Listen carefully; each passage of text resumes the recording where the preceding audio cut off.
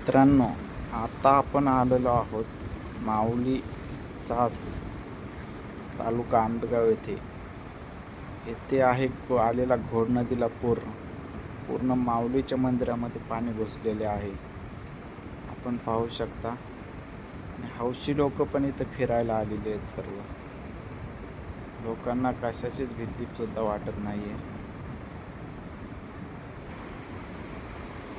हा एवढा मोठा पाण्याचा लोंढा जर मंदिराकडे आला तर लोक कुठं पळतील.